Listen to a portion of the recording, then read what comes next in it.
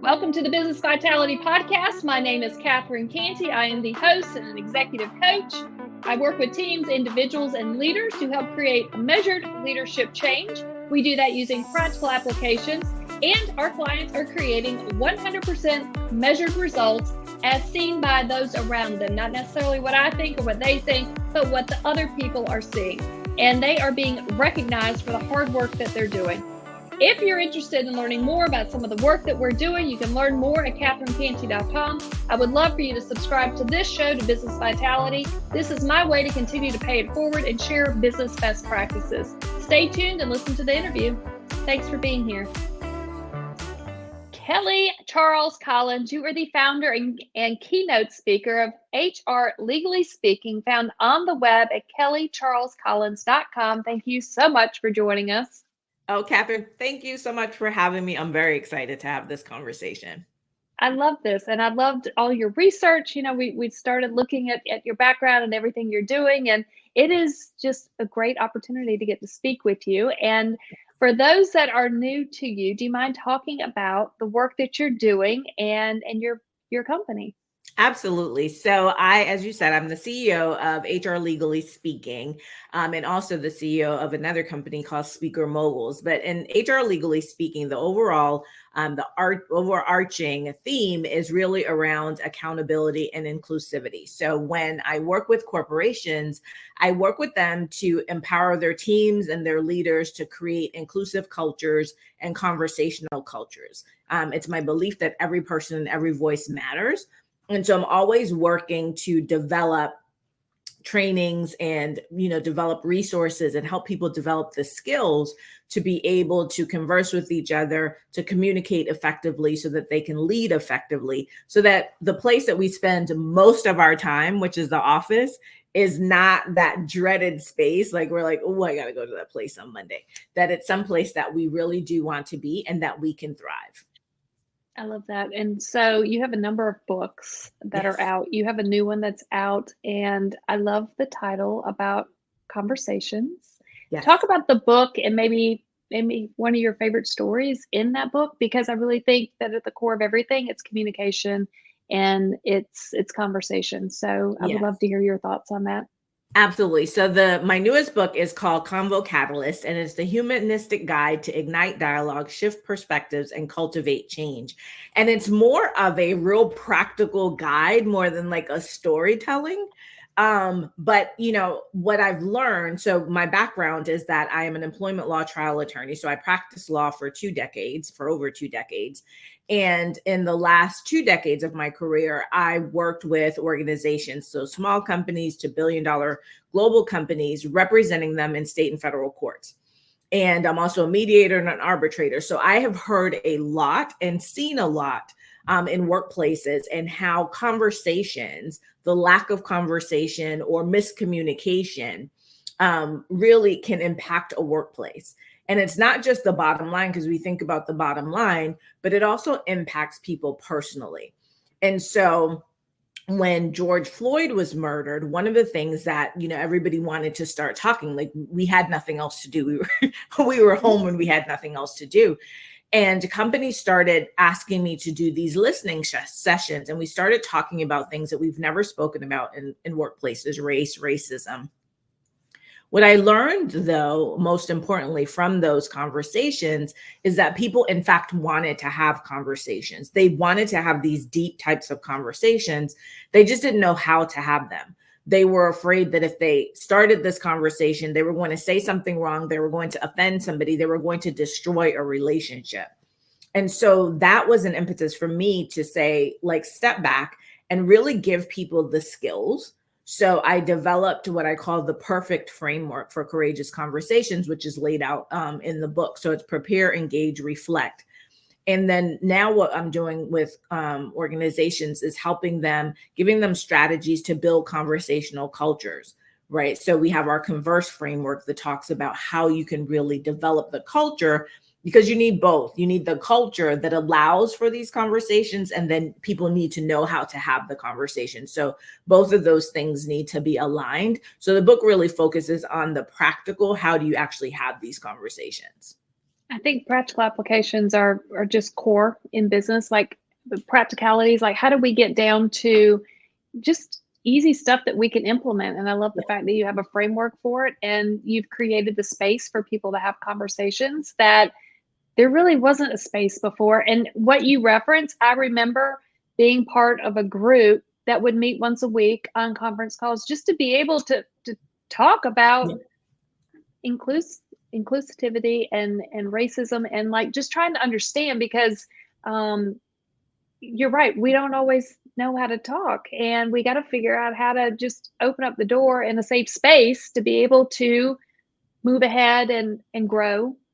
So I have a huge amount of respect for what you're doing, and I think it's needed. And I love to hear that, and to hear that we can take something really complicated and create a framework and help each other figure out how to navigate this, I think is fantastic. Is that something that just comes naturally to you, to create a framework, to create the complicated and boil it down into practical applications? Talk about that. Yes.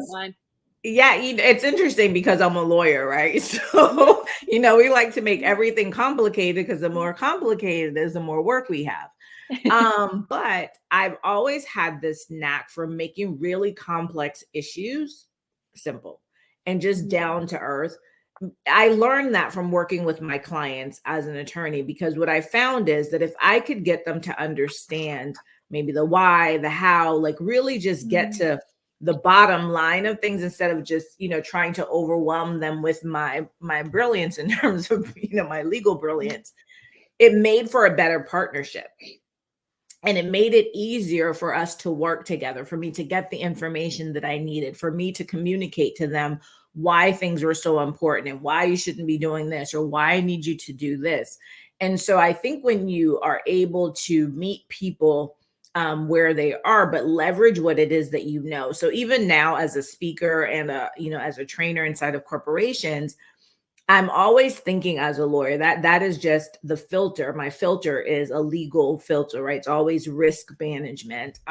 That's the filter.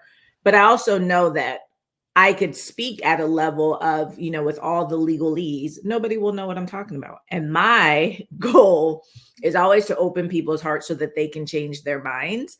So if I want to do that, I have to meet people where they are. So I have to, and it's not like people say, oh, dumbing down. It's not dumbing down. It is just really understanding what is the objective that I'm trying to reach, and what is the best way that's going to get me there.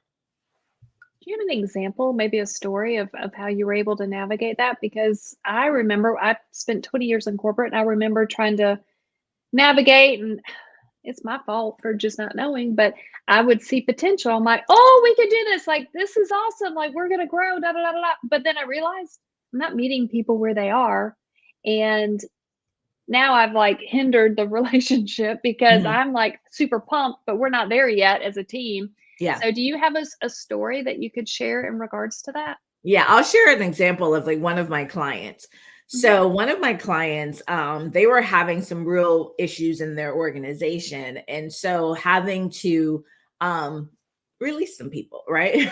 to terminate some people. And so one of the things that obviously gets very expensive, right? For me to always be writing out releases and doing all the things. And for them, what I had to do with her is like really just talk to her and teach her inside of the release, like, why are these things in here? Why are we doing these things? Why is it important for you to ask these questions? Why do you need this type of information? As you're thinking about the person that you're going to be releasing, where is that person in the organization? Does that person have an employment contract? Is there benefits? Are there things? So really just educating about the pieces, instead of saying, well, here, this is what you need to get them to sign, because I'm not going to be there when the person has to sign it. Right. And it's not them. And it's not about, saying to them, like, you be the lawyer. It's about having them understand the pieces, so that if somebody were to ask them a question, they could, answer like in a general fashion. I'm not giving you legal advice, but my understanding is this. And I remember one day, she sent me an email, and she had drafted the release, and she's like, Kelly, you've turned me into a lawyer, right? And she sent it to me. She was so excited because she, the person that she had to release, she was putting the information in there. Obviously, as a lawyer, I'm going to review it before it goes out, but it gave her such autonomy. And she felt so empowered to be able to be a partner to me and to send that information to me. And obviously it saved them time and money, but it also gave her a real sense of being in partnership with me to be able to do the work that she needed to do. And I think that's really the point of all this, right? Is that to really empower people to feel that they can do the things, to empower people to feel that we are in partnership. We are in this together. When we're in organizations, there is an overarching objective, right? There's a mission, there's a vision for the organization, and we should all be working towards that. But if we don't feel that we're valued, seen, heard, if people are talking over us, if people are like, well, yeah, you don't need to know what that is, right? Or, don't worry about that. Such and such will take care of it. If part of my role is to understand that and you're not including me in it, then, that's a real, that just causes friction in the workplace that's unnecessary. And so for me, I'm always trying to figure out, like, how do I empower people to do the things, even if they don't need to do them, but to understand why things are being done.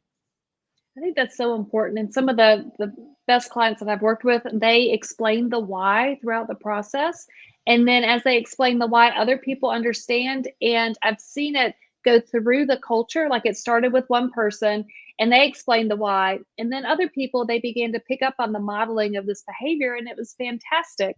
And I have to give a shout out to my legal partners that I've had in the past in corporate, because I would work with vendors and I'd, go find a solution.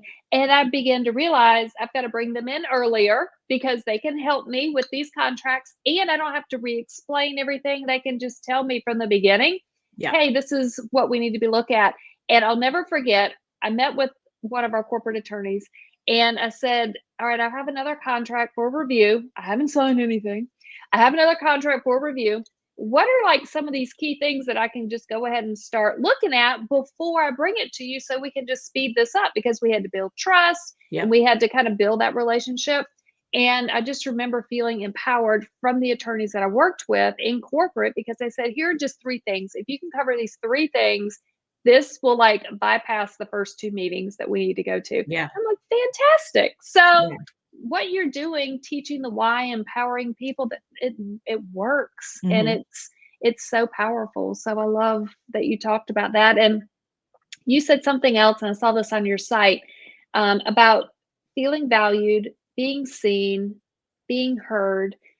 I would love for you to be able to talk about that, because I think there's this illusion that you see on social media, and that's not the same as being that authentic version and really feeling that value. And I would love to hear your perspective on the value, the being seen and being heard.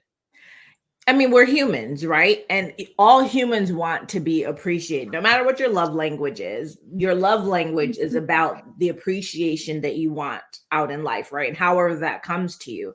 And when people, even introverts, want to be seen, they may not want to be seen under the spotlight, but they want to know that people see them as human beings, that you appreciate what they're doing, that they're valued. And if when they want to speak up, that people are actually listening to them, right? So, we tell people, bring your authentic self to work, but then we're like, but not that authentic, right? We want to see you, but we don't want to see that much. We have an open door policy, but you can only talk to this person. Like, you can't bypass this person to go speak to that person. Right. And so, or you're in a meeting and they'll, we would love to hear everybody's thoughts and we would love your input. And it's like, okay, no. We'll get back to that. Right. Mm-hmm. There is an innate desire of a human to want to feel connected. And that connectedness and that belonging, you hear us talking a lot about diversity, equity, inclusion, and belonging, that feeling of belonging, and that people genuinely care about you as a human. So they see you right? They will listen to you, not just, hearing is a mechanism, but they'll actually listen, right? Actively listen to what you're saying, take it in, and whether they disagree or agree, but really, take in that information.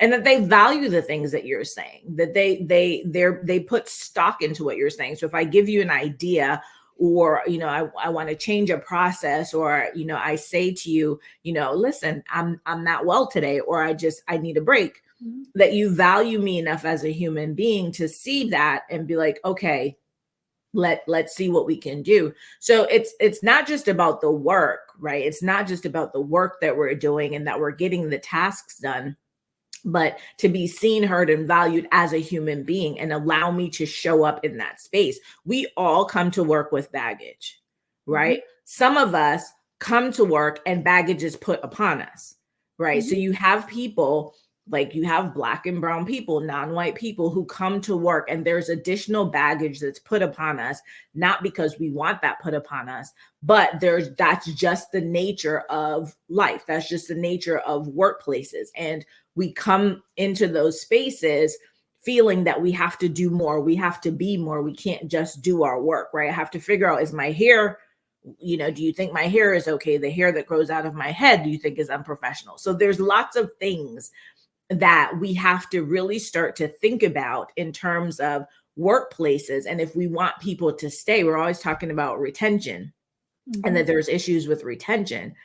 A lot of it has to do with people just not feeling that that's a place that they belong, that they're, that they are respected in that place, right? I have a motto in life that says, I belong everywhere I am, but I don't belong everywhere. And so to the extent that I don't feel belonging, you're going to lose access to me. That's what's happening in workplaces. People don't feel that they're valued. They don't feel that they're seen. They don't feel that they're heard. So there's the Great Resignation. There's quiet quitting. There's all the things that are happening. And everyone's like, wait, what's happening? It's the workplace. It's the culture, right? And so it just seems basic. And everyone's, oh yeah, I see you. No, do you really see me? Like, do you really see me as a human being, as an individual human being, right? Not as part of a group. That is fantastic. Thank you for sharing. And I see your speaker come out like as you talk, and the excitement and the power that comes with it. And I saw you're a TEDx speaker, which is no easy thing to do. No. So I'm curious. Can you talk about that? Because I can tell you're a powerhouse and you can tell a story. So talk about this TEDx, and where do people find this? So the TEDx was in the end of 2017. I made this list. It was when I was thinking about transitioning out of the practice of law, and I made this list. And the list was to write my first book, to actually get my, become a professional speaker and be paid for that, and also to do a TEDx. And so I applied to two of them, and I did get accepted to both, but they were too close. And I was like, I can only take on one. It was a challenging experience. So even though I'm a speaker and I was a lawyer, and I've taught law school and high school and college and all the things, that was such a different experience, right? So my coach, she would talk to me and she was like, oh, that's great. She was like, but that's a presentation. This is a talk. This is being able to like share an idea, right? So they say it's an idea worth sharing. And it's such a different way of having to communicate. And it was great. It was a great experience. What most people don't know is that morning I was very sick. I had gotten sick the night before. I don't know how, like I was so sick. And that morning I was supposed to be at the theater, I think like at 9. At 8:00, I hadn't even taken a shower. Like I was so sick. And I just was praying, and I said, God, please give me 15 good minutes. Because my talk was like 12 minutes. I said, just give me 15 good minutes and I'll get this out. Because I had practiced and practiced and practiced for months and hours. And so I was able to get dressed and get to the theater. A good friend of mine was there. He had ginger ale and crackers for me. And yeah, I got on the stage, and God gave me those 15 minutes, and the rest is history. So I was looking at it the other day, and it's almost at 50,000 views. So I think that that's awesome. Congratulations. And congratulations for getting through it and finding the power and the stamina to just be able to have the 15 minutes to be able to do it. Like it's a blessing to be able to pull it all together despite everything. That's like the big fear, as a speaker or a guest somewhere is, will I be well during this time? And it's really unforeseen and you have to overcome it. So that is fantastic. All right. So I have one more question. I'm curious. Okay. You love to learn, you love to share, and I love to hear from other people. Where are you learning and how are you learning? Because that's how we get to learn from each other. So a lot of my learning right now is from mentors, like hiring people, like working with people who are in the space that I want to get to, right? Who are where I want to be. That's how I'm learning. Books. Sometimes it's funny. I'm not a book reader. I don't love to read books. I will write books. I don't love to read books. And I think that comes from just practicing law and having to read. But I'm an auditory learner. And so really listening to people, I like to listen to podcasts. I will watch, different workshops and I like to watch people, but I also like to watch process. Right. Mm-hmm. So that's really important to me, watching process. But how I'm really learning is through, hiring the right mentors and coaches and, my friends. All right. Then are you just cold calling on these people or what are you doing? No, I mean, I pay my coaches and mentors. Right. So I'm in coaching programs and pay lots of money for those. And then I have friends who those are my ride or die. And it's like, okay, this is happening. And we'll be texting. Like one of us, we were texting yesterday. She was having an issue. I'm trying to help her. One of my mentors is actually also a strategic business partner. So I work with her often and she'll, train my clients. I train her clients. So that's a great relationship. And she'll just call, she'll call me to check in on me like, hey, what's going on? And give me ideas and, help me through the business because we do the same thing. So yeah, I mean, if I had to cold call somebody because I have an issue, I'll call. I'm not a person who loves to ask for help, but there's times where it's like, yeah, I need help right now. Yes. Well, you sound fearless and you sound like you would be a fantastic speaker to have anywhere to talk about anything. So if someone wanted to learn more about you, Kelly, or just continue the conversation, what suggestion do you have for them? So go to kellycharlescollins.com because that's my website. You'll find everything there. But if you're on social media and you're in either the corporate space or you want to be a speaker, I'm on LinkedIn and Facebook. But I would say go to my website. That will take you everywhere. Fantastic. Kelly Charles Collins, you are the founder and keynote speaker of HR Legally Speaking, found on the web at kellycharlescollins.com. Thank you so much for joining us. Oh, thank you so much for having me. Thanks for listening to the episode. If you like it, please subscribe, share this episode or this show with other people around you. The greatest form of a compliment is a referral. I really appreciate them. And if you think that you want to learn more about some of the work we're doing, I encourage you to reach out to CatherineCantey.com. You can schedule a call or just continue to read articles and information that we post out there. Thank you so much for being here.